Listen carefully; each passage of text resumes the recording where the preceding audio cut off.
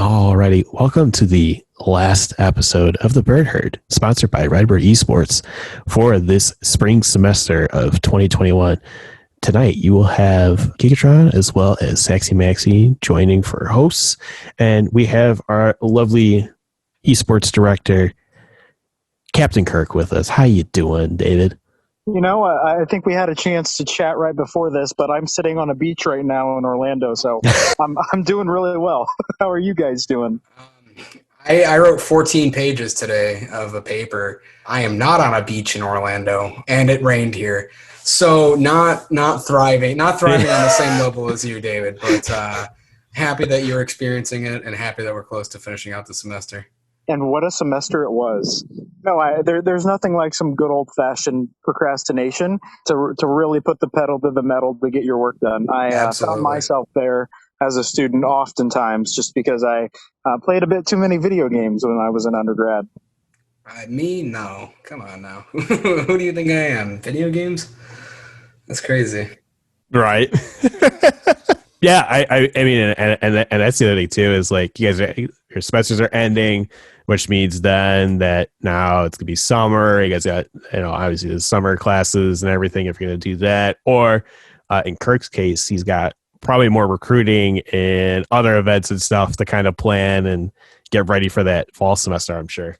Yeah, right now, and honestly, summer in general is one of the best times for us in higher education. Not because the students aren't there, because we miss that, but it does allow us a little bit of downtime to get some of the work done that we've had to put on the back burner for the semester. So, with all signs here at ISU pointing towards completely in person for the fall semester, we've got a lot of work to kind of adjust the way that we've been operating for the past honestly years since the program launched. I know that you all are aware, but our program didn't officially launch until this last fall or fall of 2020. Although I was brought in last spring, it takes a while to build a program. But when we launched, we didn't have the opportunity to do the majority of what we had set out to do. And that's find ways to engage students on campus because realistically, there weren't a lot of opportunity to engage students on campus.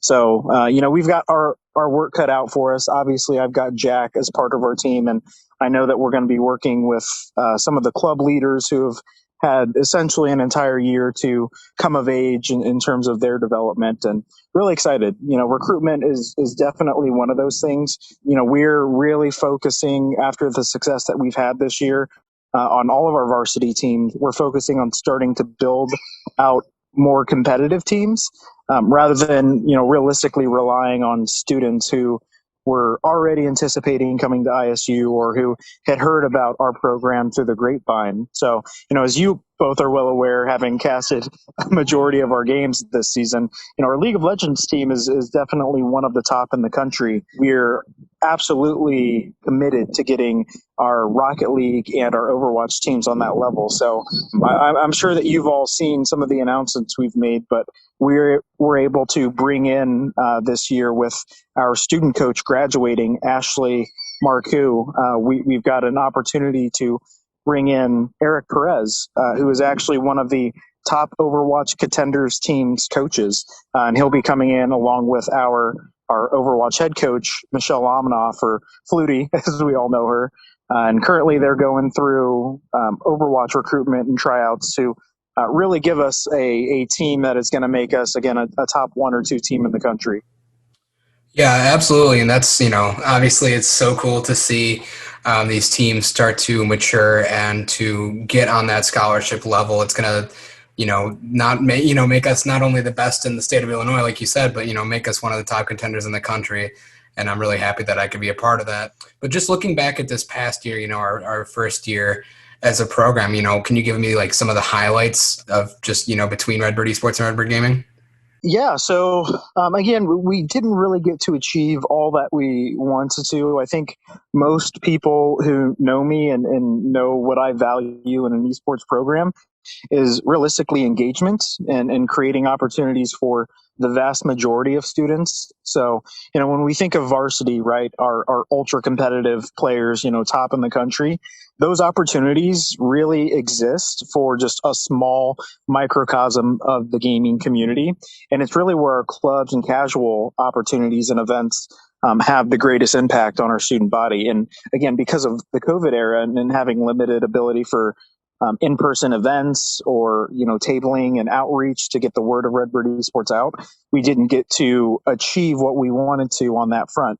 Now, from a varsity perspective, we had very successful seasons, specifically for a program in its very first year, almost realistically unheard of. I think if you look at what Northwood University in Michigan is doing, where they've had some national success at Rocket League and Overwatch, you can say the same for us for League of Legends and Overwatch, and even to an extent Rocket League with, a first year team essentially comprised of all incoming freshmen. So, League of Legends obviously was one of our most successful titles where, we had a great fall season, but that's not necessarily our collegiate season.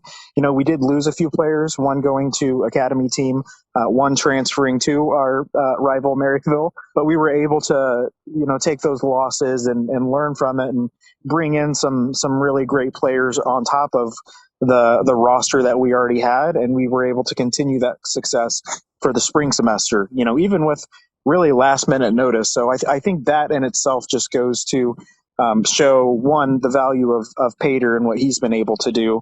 I know both of you are well aware of him and his capabilities and his involvement in the scene. And it's been great to see him grow and really become kind of this nationally recognized person because of what he's been able to do with the resources that we've given him. So, League of Legends, we're anticipated to go relatively far in the Collegiate League of Legends championship bracket, which we actually start our first match this Sunday. So tune into the Redbird Twitch to watch us take on, I believe we're taking on Farmingdale, who was the winner of one of the off conferences, not one of the major conferences, but still, kudos to them for getting there. And we're excited to give it our all and to start showcasing what Redbird Esports from League of Legends can do. And then Overwatch, we were able to make the championship 32 team bracket with the Activision Blizzard again in our very first year of being an official program. That team, and I think those in the Overwatch community would agree, had some of the most monumental growth throughout last semester to this semester. And again, a lot of that's due in part because of the work that Ashley, our student coach, and Megan Lamanoff put into, giving them different comps to try out, getting scrim set up, ensuring that they're constantly working and trying to improve. And we were able to finish 20th in the season for Overwatch. Rocket League, unfortunately, we didn't make the Collegiate Rocket League championship bracket. Again, this is a first year group. While they've got a lot of talent, this was one of the groups that we didn't really have a lot of opportunity to develop in person within the vault because most of our Rocket League team were studying remotely this semester just because of the nature of what the pandemic brought on. So really excited to see the growth that they had this last semester and be able to build upon that because we do anticipate bringing everyone back, at least for Rocket League this next year. And hopefully, build and get to the point where we're able to start competing in the hardest conference for sure for CRL, but starting to compete and be able to get Redbird Esports in terms of Rocket League on there. And we've got some plans in the future for Rocket League to start getting it the resources it needs to get it on the same level that we anticipate both League and Overwatch on to be next year.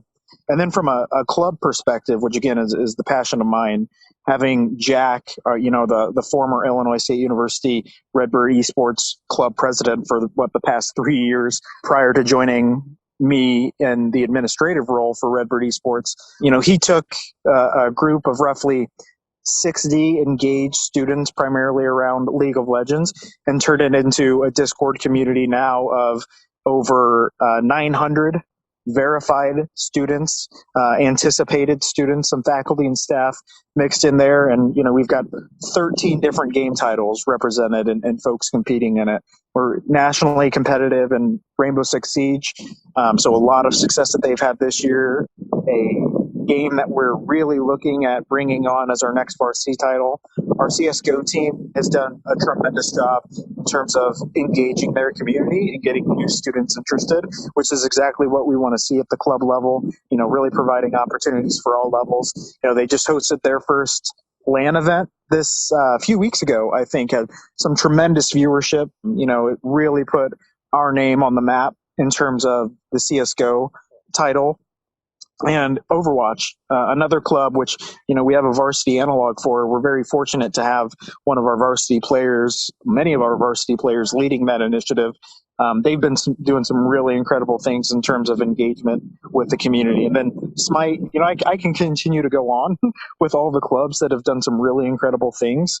But we're finding ways to start elevating what they're doing for the fall semester so that the rest of the ISU community can start connecting them additionally with, the success of our varsity program, because it's often easy to overlook clubs that are quote unquote varsity, but they hold just as much value and just as much merit as our varsity teams, at least in my opinion. Yeah, no, I mean, and that's great because of the fact that, the gaming club, when we looked at everything, we just started with just a couple hundred, and now we're almost at 1,000 at this point this season, since we're over 900. This is great. I mean, we have so many titles now that I didn't think would even be there at this point. And like you said, we're taking on more with our varsity esports and trying to bring in a couple other teams to the varsity esports. So I think that's going to be great in the long run. So I think if we can achieve, getting R6 in there for next semester, I think it'd be awesome. But I know that's always very dependent on the university, as well as also just having the backing, which hopefully Ubisoft will make sure they give more of to this collegiate scene. So this way it doesn't dissolve out like I've seen other organizations unfortunately have, and different things like that. So yeah, I definitely am excited though, because like you said, I think one of the things you kind of left out was so we did get first place in Upsurge for this winter term for the League of Legends team, as well as like you said, we are competing right now for championship with C-Law. We have a couple other things I think coming up soon, which is going to be great. And don't we have what, the spring league we're in right now, right? For Upsurge that we're doing actually pretty decent in. Yeah, Upsurge is one of those things which we love competing in because, when you're one of the top performing collegiate teams, realistically, there's not a lot of collegiate competition, right?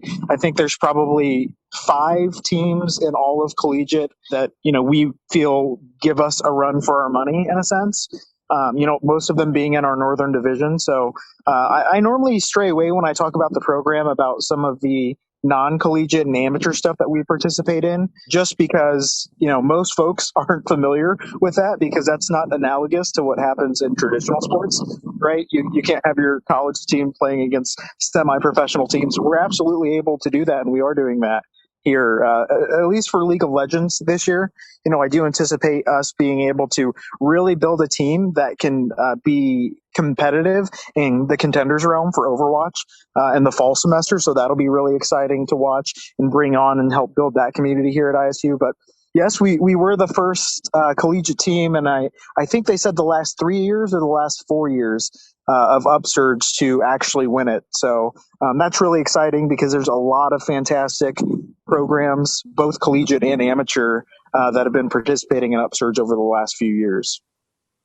Yeah, I mean, this is the Premier League too, so this is like the top cut right here of all these different teams. And yeah, I mean, we saw it even in the fall semester. There's just a lot of good amateur teams there that were going up against all these college teams. And yeah, I mean, clearly you guys have been doing very well in the winter one for the Winter League, and we're still doing really good right now in the spring one. So I definitely have to applaud the boys for that, especially since I just heard Pater and Drew and Hyper on their Twitch rivals this week and everything like that. So definitely glad that those three are definitely getting more recognition, on a big platform that we already stream on and different things like that. So this is great for all three of them. So you've talked about Overwatch. What other titles would you like to bring on? I mean, you've said R6, but obviously I definitely think R6 should have been brought on possibly this semester, but I know obviously again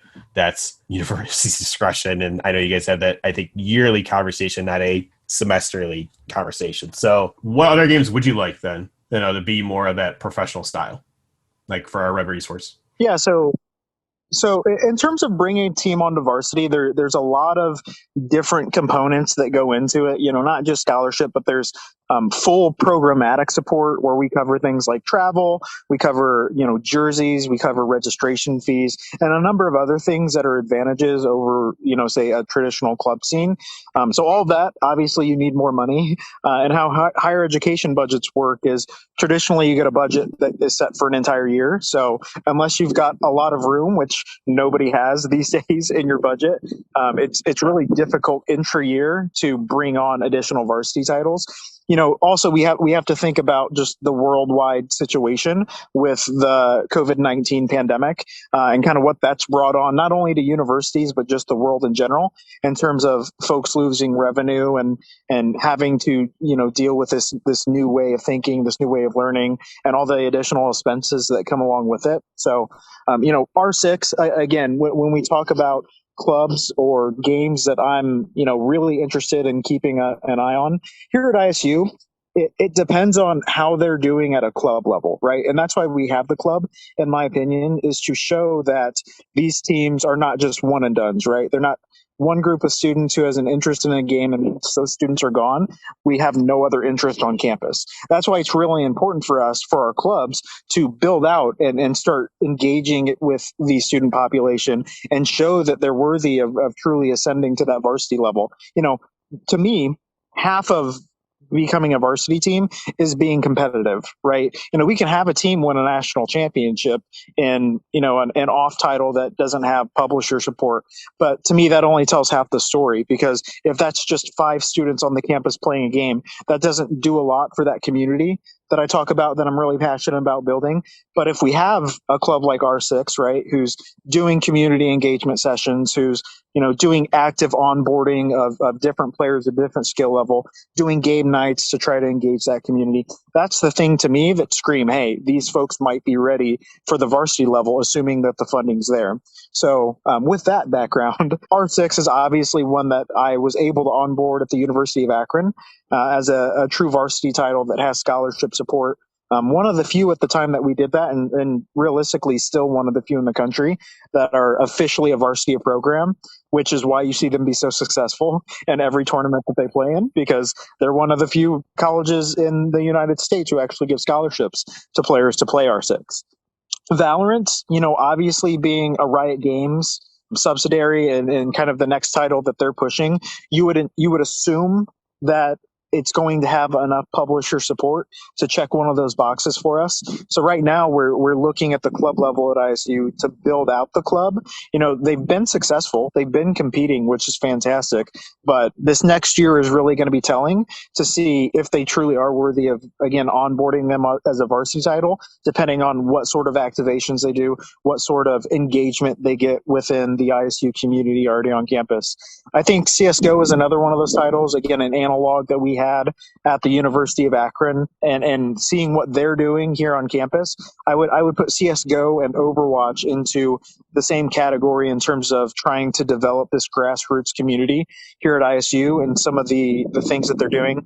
A lot of that has to do with our club president and our club, I think he's our treasurer, being part of the executive board of Redbird Gaming, the RSO, and they're also leading the CSGO initiative there too.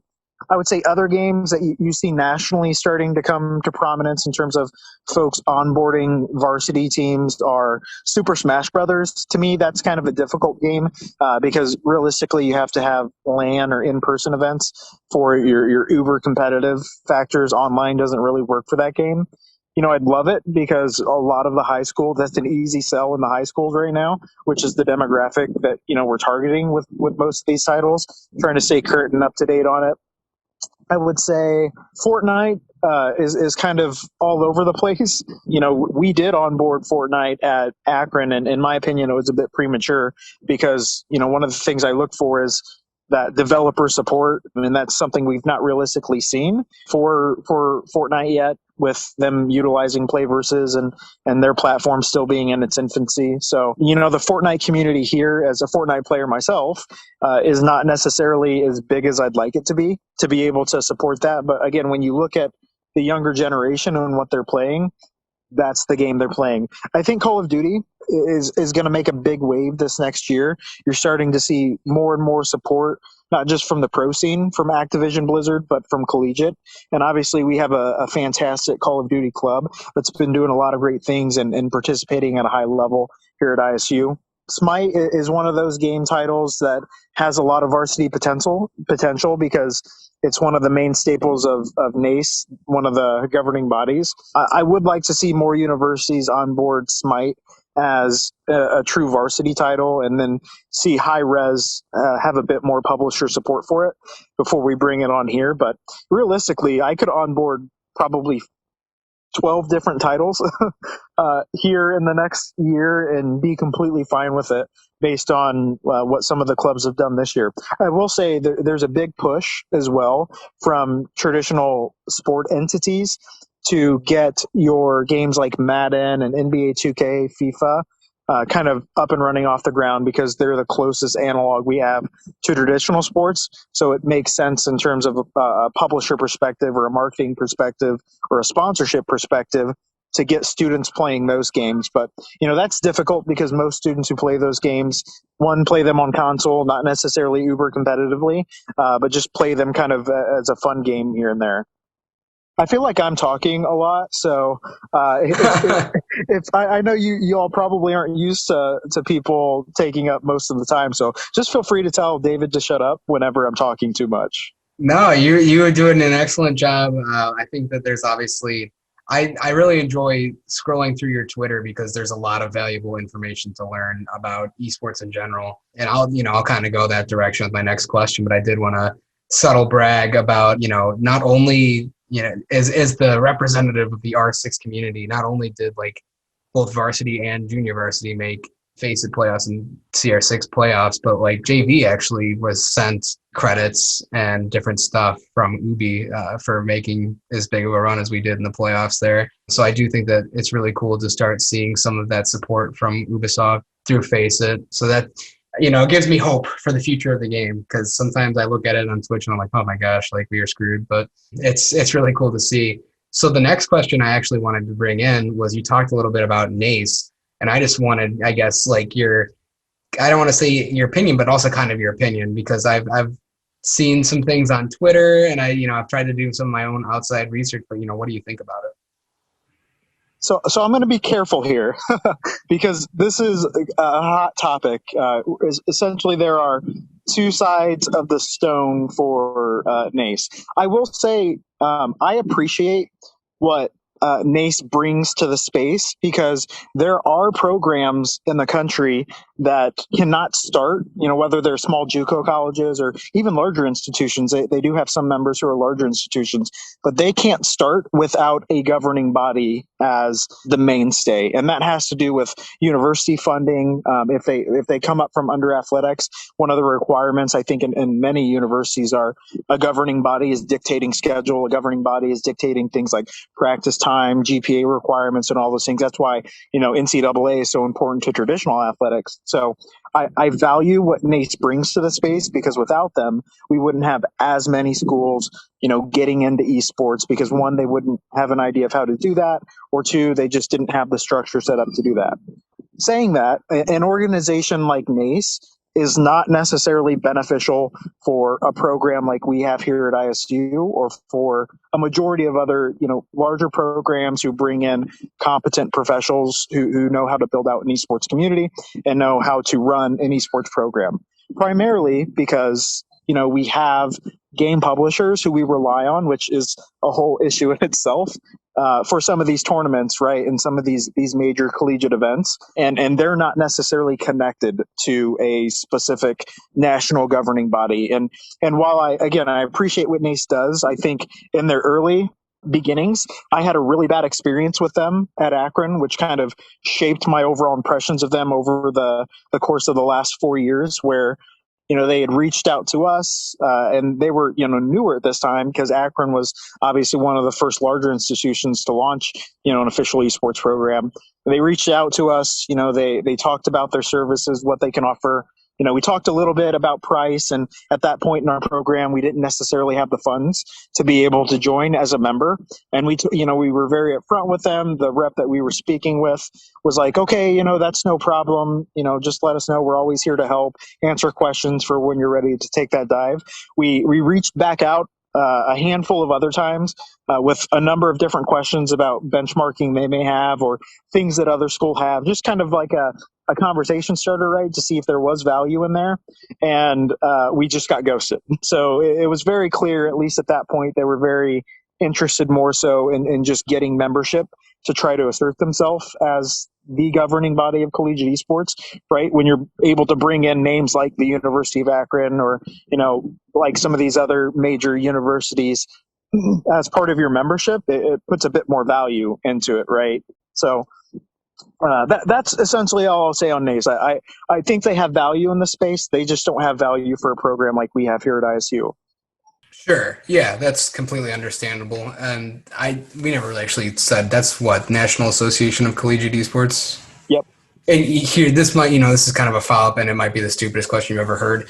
In terms of establishing a governing body, is that how that happens? Somebody just throws their name out like, we are the governing body of this now. Like, how is this regulated at all?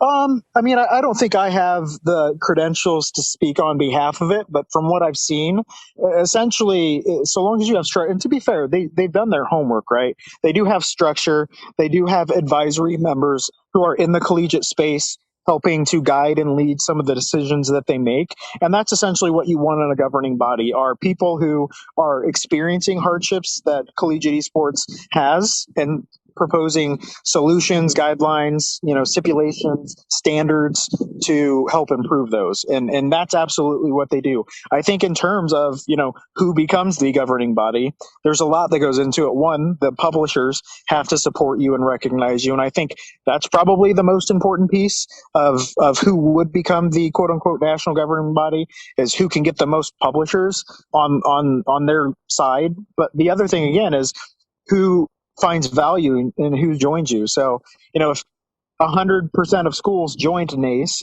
because they found value in it, or let's say 95% of schools with collegiate programs join NACE because they found value in it. Well, if you're looking to join a governing body or you want the structure of a governing body where you're competing against other high profile schools, you're obviously going to go to NACE, right? You're not going to go to David Kirk's national governing body that has 5% of the school populations participating just because it's going to be a different demographic, right? And it's going to be less valuable for you.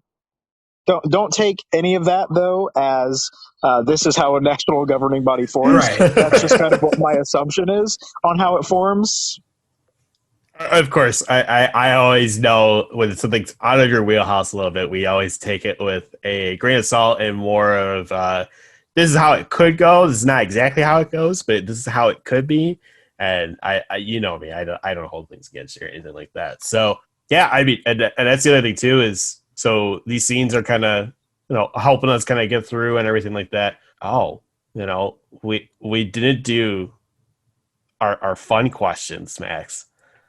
No, we didn't. I think you could do the fun question on this one. So ask away your random question that we always do with them. See, this is tough because usually we ask, like major year in school. Oh, you know what? Here, I know what we'll talk about here for this last little bit. We got 8 minutes left. So obviously it has become the ultimate meme that you have you are a professional John Deere lawn mowing man. So how's she running? How's she going? How's she treating you so far? I appreciate that. And if you actually check my Twitter bio now, it shows that I'm a professional I saw it. mower.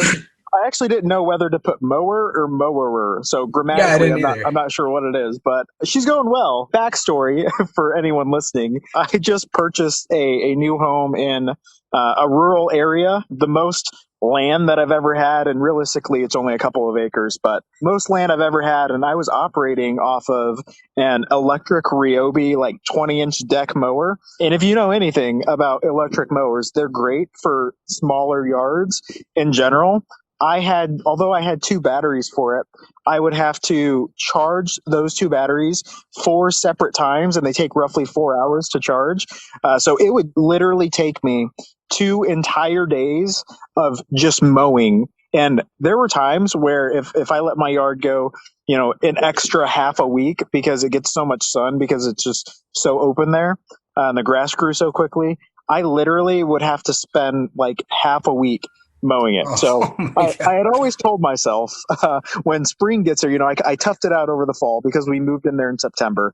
Unfortunately, the fall lasted longer than I anticipated, so I had more heartaches than I wanted. But I told myself, come spring, the first purchase that I'm doing is a John Deere. And you know what? I sure did. I got the top of the line model that for residential folks that I don't necessarily need. It's definitely way overkill for my yard. But you know what? I feel good driving it around. I put my trucker hat on. I put my cutoff flannel T-shirt and my cutoff jean shorts, and I look the part. And make no doubt about it, I can mow stripes perfectly. You did the research. You're doing it by the books over there, and honestly, that's probably the drippiest look I've ever heard.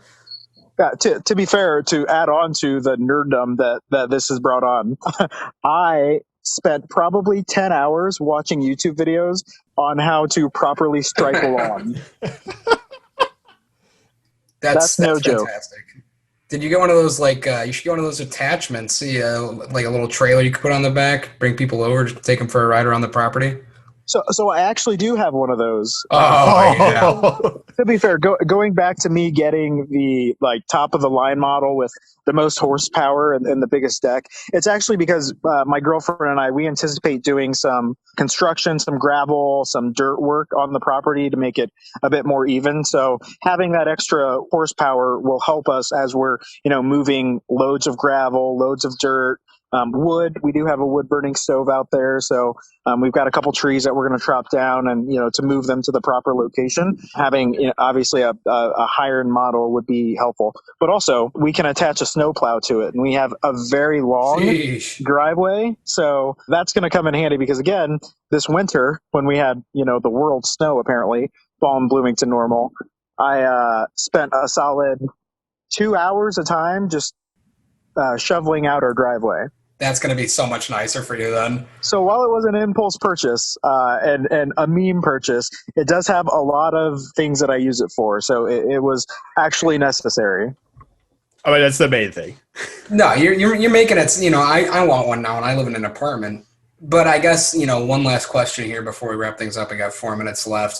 It's important to have a drink when you're out there in the hot sun. So what is your drink/beer of choice if you're riding that thing? I'm not necessarily a big beer drinker. I will say my favorite beer is Yingling, but you actually can't get it here in Illinois. So that was something that I discovered when I was in Ohio. It has recently moved to Indiana. So whenever I go home to Indiana, which obviously hasn't been often the last year and a half with everything that's been going on, I'll grab a couple cases and I'll bring it back. But unfortunately, I'm not a big beer drinker. And if I had to choose one though, that's more local here, I'd probably do a Michelob Ultra. All right. Yeah, you know what? That was actually the right answer. So congratulations on that. I'm not a beer guy myself. I'm not 21. I never had a sip in my life. But I knew that the Mickey was the dad John Deere beer of choice. So congrats on that. But I'll go ahead and wrap us up here. Gigatron, did you have any other questions? No, he's answered all the stuff that I was gonna ask, with his long conversations. But that's perfectly fine. So you are good to send it, bud. All right. Well, David, before you go, I'll tell you right now to go ahead and enjoy the rest of that vacation for, both Terry and I know that we're both probably a little bit jealous of you right now. But, looking back at this season of the Bird Herd, I've had myself a very good time, especially just meeting Gigatron and talking to different people around the program.